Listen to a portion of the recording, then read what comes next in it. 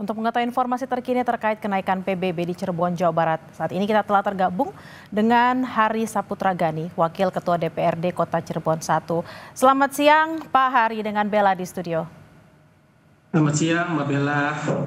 Pak Hari, ini banyak yang bertanya-tanya tentunya. Sebenarnya apa yang terjadi? Sudah berapa lama kebijakan kenaikan PBB ini terjadi dan apakah benar kenaikan ini mencapai 1000% atau 10 kali lipatnya, Pak? Jadi begini Mbak Bella, jadi kalau konteks Kota Cirebon itu berbeda dengan konteks Pati. Kalau Kota Cirebon itu sudah berproses, memang waktu itu ada Perda 1 tahun 2024 mengenai ketentuan pajak daerah dan retribusi daerah. Itu karena turunan daripada PP 35 tahun 2023. Nah, memang kondisinya ada beberapa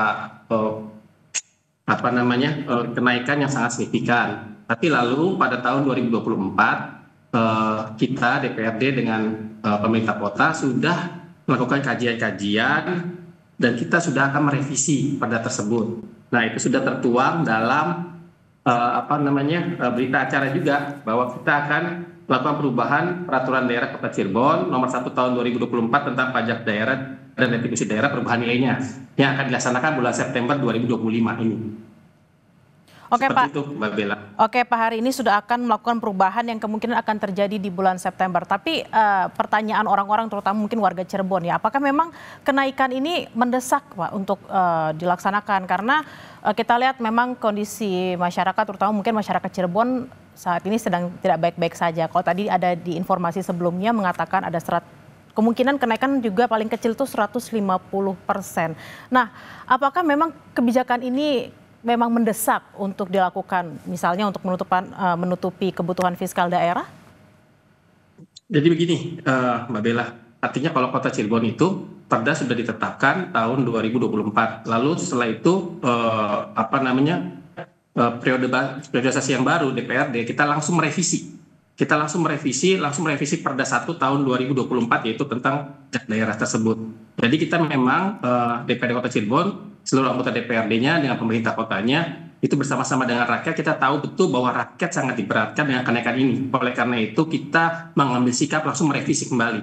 Kita tahu bahwa perda tersebut secara mekanisme benar, tapi secara kebijakan kurang bijak dalam kondisi seperti ini, sehingga kita langsung merevisi. Yang kita akan revisi adalah pasal 9 yang itu mengenai tarif dasar. Nah, tarif dasar itu kan ada maksimum di situ 0,5% untuk NJOP di atas 3 miliar. Nah, oleh karena itu kita akan kunci untuk NJOP untuk persentase pengaliannya itu tidak lebih daripada 0,3% atau 0,2%. Jadi kita memang benar-benar bersama masyarakat. Dan ini akan dilaksanakan oleh kita sudah berjalan, tinggal di September ini pengetok palunya. Seperti itu, Mbak Bella. Berarti kenaikannya tidak akan lebih dari 0,3 atau 0,2% dari NJOP.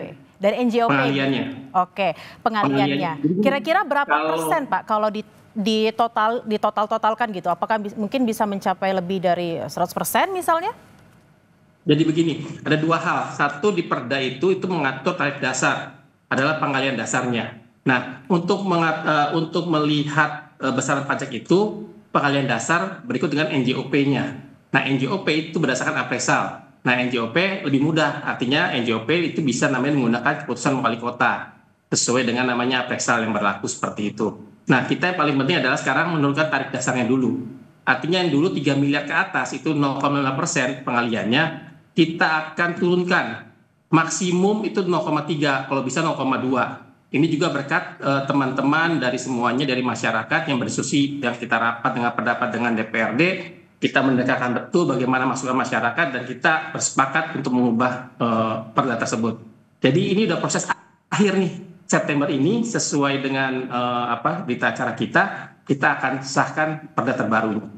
Yang artinya nanti kemungkinan kenaikan pasti ada, tapi tentu kenaikan itu tidak signifikan sekali seperti itu.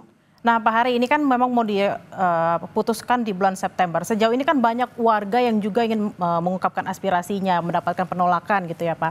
Nah sejauh ini apakah warga juga dilibatkan dalam proses pengambilan keputusan dan apakah mereka juga sudah diajakin ngobrol gitu terkait dengan adanya kenaikan-kenaikan yang akan terjadi meskipun memang tidak sebesar yang ada informasinya sekarang? Jadi memang ini perjuangan bersama, ini perjuangan bukan sekedar perjuangan daripada teman-teman anggota DPRD, pemerintah Kota Cirebon, tapi ini perjuangan dari masyarakat Kota Cirebon. kita berapa kali rapat dengan pendapat dengan Paguyuban Pelangi, kita mengundang masyarakat, kita menerima masukan semuanya, dan akhirnya kita memutuskan untuk namanya mencari solusi terbaik. Jadi artinya ini perjuangan bersama-sama. Kalau Kota Cirebon, alhamdulillahnya mungkin akan ada sedikit beda pandangan, tapi tentunya kita mencari persamaan, kita merangkul seluruhnya, kita melibatkan masyarakat juga. Jadi sehingga sampai akhirnya proses hari ini berjalan dengan baik. Artinya begini, pada saat ada kenaikan, lalu juga pemerintah kota kemarin itu langsung membuat kebijakan, yaitu ada diskon. Diskon itu sampai 50%, itu guna untuk mengantisipasi daripada perda yang berlaku. Nah, oleh karena itu, di bulan September ini kita akan mengetok nih perdanya nih, merubah tarif dasarnya, sehingga di tahun 2026 itu menjadi lebih murah semuanya, seperti itu tarifnya. Nah, ini saya akan tunjukkan, ini keputusan DPRD Kota Cirebon mengenai tentang pembentukan peraturan daerah. Nah, di sini kita lihat di lembar terakhirnya mengenai tentang perubahan. Nah, perubahan atas peraturan daerah Kota Cirebon nomor 1 tahun 2024 tentang pajak daerah dan retribusi daerah perubahan nilai.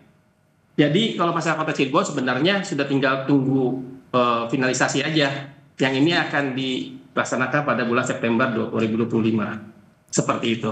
Baik. Jadi ya kita doakan aja semoga 17 Agustus ini menjadi hari kemerdekaan kita, sekaligus ada kado buat warga Kota Cirebon, yaitu adalah penurunan pajak daerah. Baik, kita juga berharap penurunan pajak tidak membebani masyarakat, terutama untuk masyarakat Cirebon. Terima kasih atas waktunya siang hari ini. Hari Saputra Gani, Wakil Ketua 1 DPRD Kota Cirebon, selamat beraktivitas kembali.